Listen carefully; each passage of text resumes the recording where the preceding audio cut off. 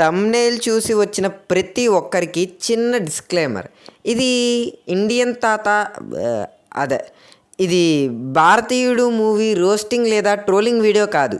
Just ఈ 5 రోజుల్లో దీని యొక్క పరిస్థితి గురించి చెప్పాలని అంతే.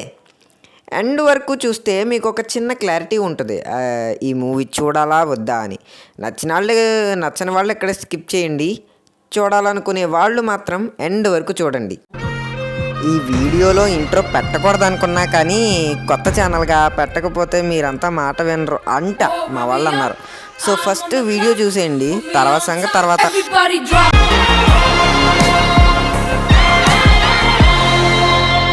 మీరు ఈ వీడియో చివరి వరకు దేకాలి కాబట్టి ఫస్ట్ నెగిటివ్ గురించే మాట్లాడుకుందాం, తర్వాత పాజిటివ్స్ దిగుదాం. ట్రైలర్లో సిద్ధార్థ్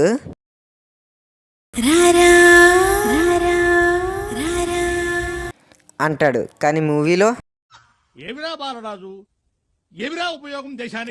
అంటాడు. ఒక్క సెకండ్ నాకేం అర్థం కాల, మొత్తం బ్లాంక్ అయిపోయింది. ఎనీవేస్, మూవీ పరంగా చూసుకుంటే నేను ఈ మూవీ రివ్యూ ఆల్రెడీ పెట్టేశా, నా ఛానల్లో ఉంది, చూసేయండి.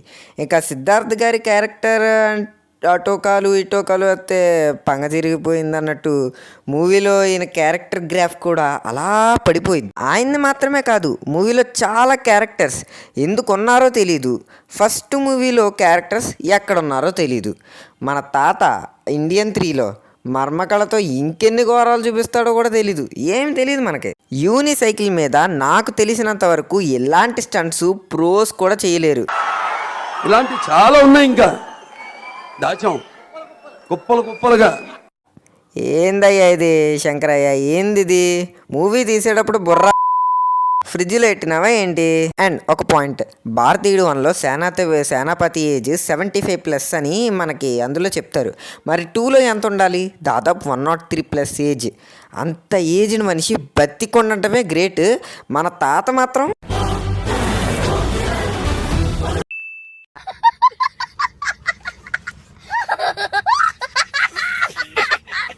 ఇక్కడ మీకు కొన్ని చూపించాలి.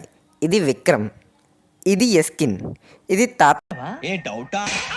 అంటే ఈ 3 ఫొటోస్లో ఏ కమల్ హాసన్ చూడటానికి బాగున్నాడు? కల్కి హిట్ కదా అని ఎస్కిన్ అనకండే.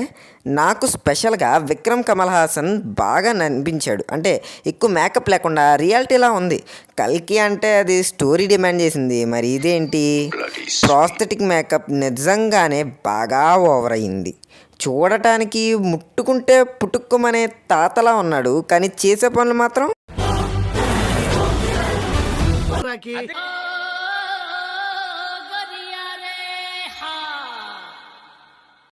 మేకప్ అన్నా తగ్గించి ఉండాల్సింది, స్టంట్స్ అన్నా కొద్దిగా అంటే బాగా ఏజ్డ్ పర్సన్ కదా, కొద్దిగా ఆయాసపడడం అలాంటివి అన్నా పెట్టి ఉండాల్సింది, అంటే పర్సనల్. అంతేకాదు మూవీ చూసినంతసేపు ఎక్కడో ఏదో మూల ఒక తెలియని డిస్సాటిస్ఫాక్షన్. మనం వచ్చింది భారతీయుడు 2కేనా అని అనిపిస్తుంది. మూవీ అయిపోయాక ఇది శంకర్ సినిమానా అన్న డౌట్ వస్తుంది. ఇంకా మూవీ నుంచి బయటకు వచ్చేసాక ఇది మ్యూజిక్ అనిరుద్ధ. వెయిట్, ఈ మూవీకి మ్యూజిక్ అనిరుద్ధ్ ఇచ్చాడనమాట. తెలియని వాళ్ళు ఉంటే తెలుసుకోండి.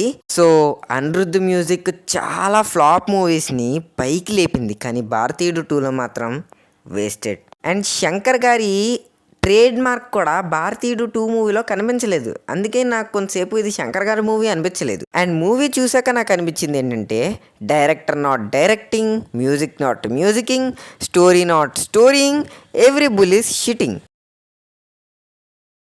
మరి అసలు ఈ మూవీలో పాజిటివ్సే లేవా అంటే ఉన్నాయి.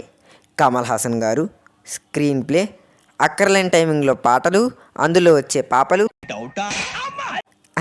అంటే ఎమోషన్స్ కూడా ఉన్నాయి. ముందే చెప్తున్నాను, ఎమోషన్స్ ఉన్నాయి. అవి సినిమాలో చూసినప్పుడు మీరు ఎమోషన్స్ ఫీల్ అవ్వండి, ఓకేనా?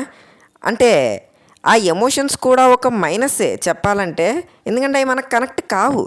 మనం మూవీ చూస్తున్నంతసేపు ఇది మూవీ అన్న ధ్యాసలోనే ఉంటాం. ఆ క్యాస్ట్తో బాండ్ ఏర్పడితే ఒక ఫీల్ ఆటోమేటిక్గా వస్తుంది. శంకరయ్య హిందీలో కూడా ఫెయిల్ అయ్యావయ్యా. ఓవరాల్గా ఈ movie rating 3 star out of 5 star. అందులో 1 కమల్ గారికి, 2 శంకర్ గారి ప్రయత్నానికి, 3 ఇస్తే బాగోదు కాబట్టి, అంటే పెద్ద మూవీ కదా. సో అంతే, వీడియో ఎక్కడి దాకా చూసారుగా. ఒక చిన్న ఛాలెంజ్, ఫుల్ స్క్రీన్లో చూసేవాళ్ళు హాఫ్ స్క్రీన్ చేసి ఒకసారి లైక్ సబ్స్క్రైబు ఒకేసారి 2 చేతులతో చెయ్యండి. ఎంతమంది చేశారో నాకు కామెంట్స్లో చెప్పండి. చేసేయండి మరి. బాయ్. खत्म।